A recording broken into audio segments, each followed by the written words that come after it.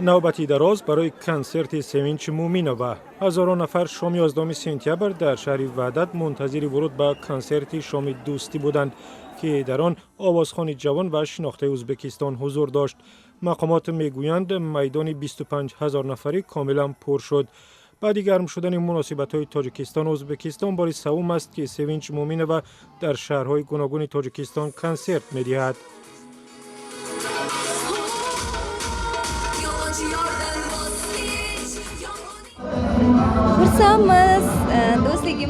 хурсанд ҳастем. дӯстии мо абадӣ бошад. ҳамеша байни ҳамдигар равоо кунем.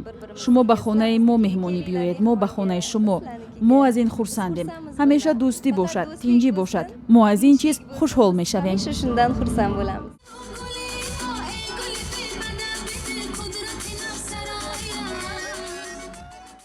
در این کنسرت به غیر از سوینچ چند سراینده تاجیک از جمله نیگین امانقلو و جانبک مراد، شبنم سوریا و فرزانه خورشید نیز هنرنمایی کردند.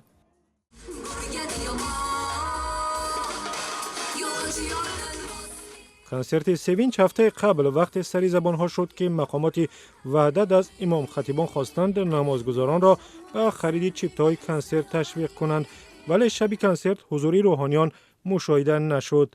هر یک نفری که خود خواهش دارد در دل برای اشتراک چنین چاره‌بینی ها با خواهش خویش از نزد آن جایهایی که چیپته ها به فروش گذاشته شده بودند خریداری کردند و همه با دل خویش آمدند.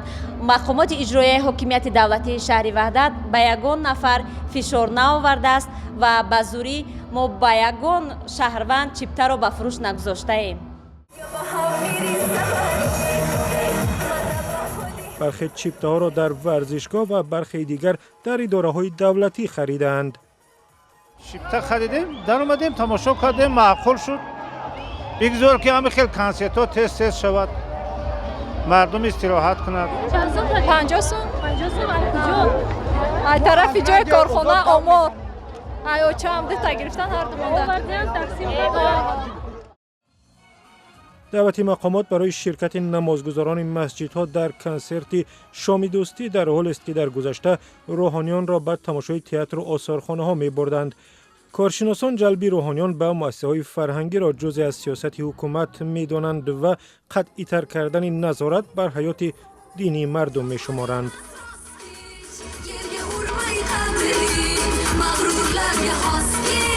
Sevgi gel zor bulsun, saçları